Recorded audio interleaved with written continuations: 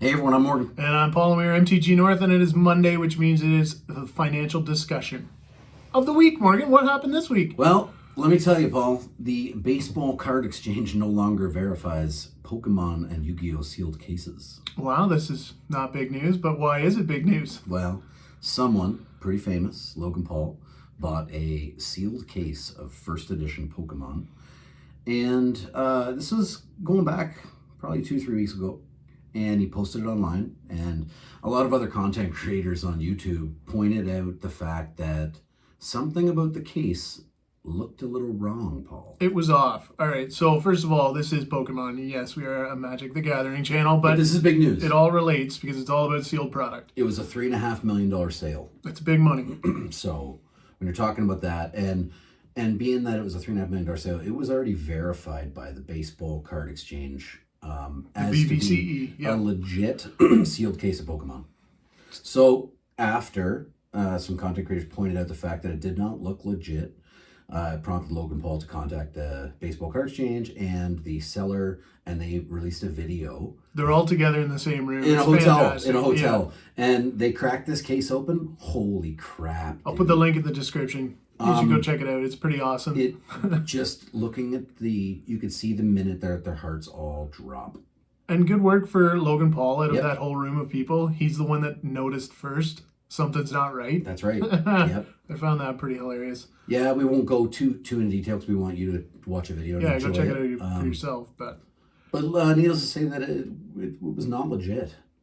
A sealed case really should have never had a markup, right? The case should be open. You got to verify the contents on that. Absolutely. But so I got a question for you guys. So let's say the case was in fact legit and it did get opened. Does it still a sealed case? Does it still hold a premium?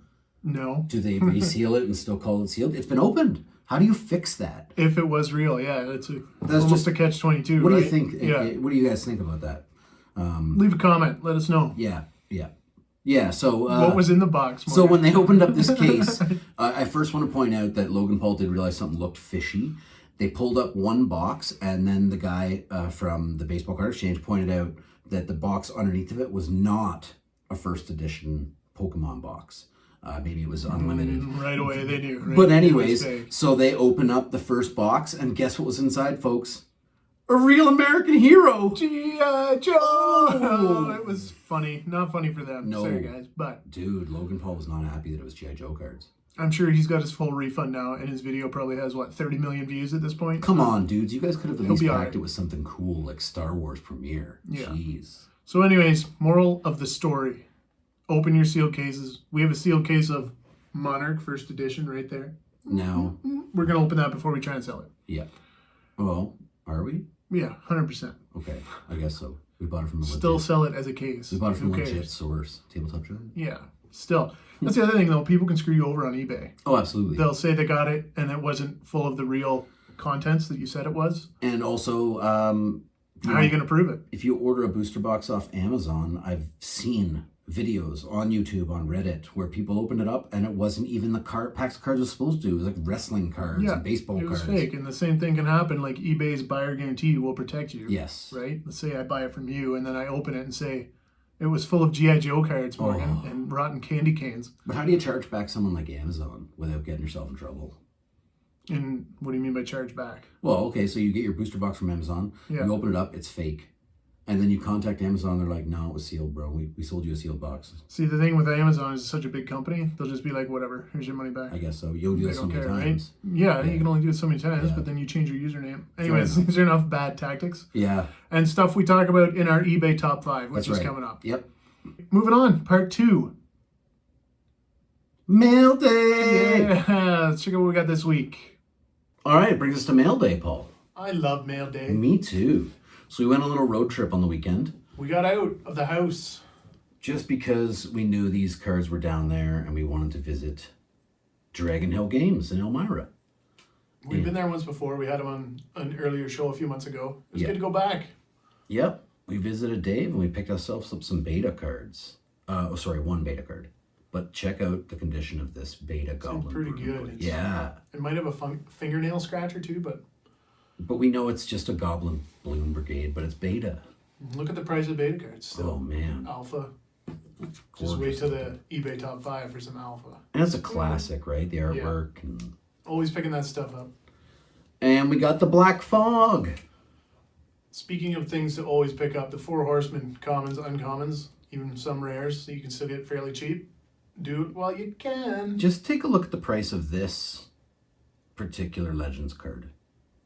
It's not cheap for what it does. Black Fog? Yeah, I always thought that was pretty useful. I suppose.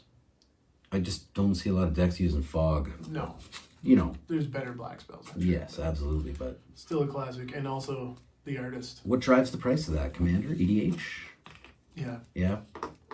Very beautiful. Good shape. A couple nicks to the bottom corners, but like we said, finding stuff in good shape is tough, especially here in Canada.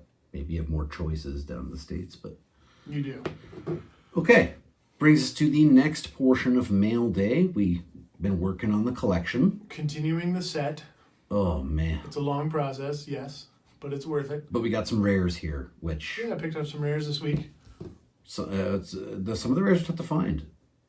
Especially in near mint to late play condition. Which these are really nice. Always got to watch out for the clouding. A lot of smaller stores don't take clouding into their pricing. I was a little disappointed. The card that I was most excited in this order, I got refunded because they didn't have it. Yeah. That was not Dragon Hill Games. No. We got these from Face to Face. That was Face, yeah. And they refunded the Ragman. So disappointed. Morgan was stoked for a Ragman. He's from the dark. Alas, it was a rags to rags story. It was, no, we got no rags. And this one. This one right here. This was probably the best deal. We got a smoking deal on this. And elves, right? It's a rare elf from 7th, so... I got the non-foil in my commander deck. Yep. I don't think I'm going to play with the foil. No, it's a little expensive. Proxy it. I kind of am with the non-foil. So that's a couple rares for the 5 rares for the set there, and a couple of nice... But we also did get a lead on something else. We got a surprise. It's coming up this weekend. We're hopefully going to go... Everything's lined up. And hopefully next Monday, in next Monday's finance video, we'll just show it to you guys. Yeah, because we are stoked. Stay tuned and stay subbed and get subbed if you're not. Yeah, that's right. All right, Paul, that brings us to the weekly top 5. eBay top 5. Yeah. So, spoiler, no Black Lotus this week. Oh, so it's a pretty cool countdown. Let's go right to number 5, Morgan. A BGS 8 beta time lock. Ooh. $9,400 US, 32 bits, very accurate price. Basically, the grading on this card is telling you it's authentic, and you probably shouldn't pay much more of a premium than that because it is only an 8. And it sold for right around market value of a beta time lock, I would say. Yeah, really, fairly close, yeah. It's a pretty accurate price by today's standards. Setting the tone, moving to number 4. Another BGS, this time a nice 9.5 Ancestral Recall from Unlimited. And it sold for its premium. It did. Sold for $9,785 US. This actually was a Canadian sale. Yeah. Way to go, Canadians. Very good. $12,250 in Canadian. But yeah, great card. Yeah, BGS 9.5. That's from Cheese Geeks. Cheese Geeks, nice. Delicious. Unlimited recall. Very nice. Okay, number 3, Morgan, is the controversial listings for this week. And this is stuff we filter out for some reasons. Money laundering reasons? Check out this Oloro Ageless Aesthetic white box labeled with marker.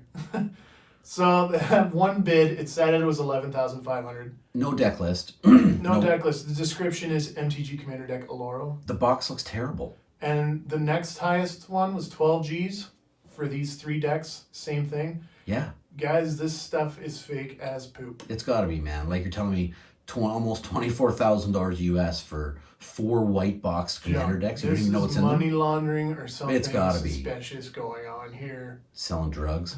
We're only showing this because this is the kind of thing that we do get rid of in our top 5 week. There's stuff like this every week, and we do not include it. No, because it doesn't look right. That's not right. Something about that. And folks, that's why we don't include it. That's why we're telling you. why we don't include it, because watch out for stuff like that. Yeah. Weird, right? It's weird, yeah.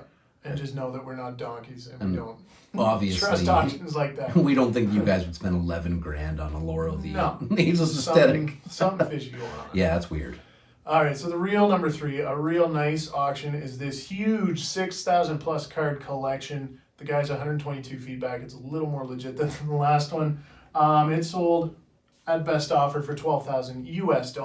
Yep. So there's no huge hitters in this. There's just a lot of like solid, really good cards. There's a few duels, right? There's Mox Diamond. There's just a bunch of really good staples, right? Yep, and then you don't even know what's not in the pictures. If there's more good stuff in there, like a lot of hidden value in a type of collection like that, because you know it's not been picked through. You're looking at the front page of this thing, and it's got a lot of good reserve list. You're looking at 4 Palinchromes right away? Okay. There's Lotus Veil, duels, yeah. So solid, nice collection at number 3. At number 2, however, we made a video about Collector's Edition a few weeks ago, and ever since then, there has been one in the top 5 eBay sales every week. It's the new Lotus of 2022. So, a couple things about this. It had 2 bids, finished at $16,900 US for an open, complete set of Collector's Edition. The cards do look like they're in good shape. Last week, we had an Ice open set go for 19 grand. Yep. So this seller only has 2 feedback, and I bet that affected his profits.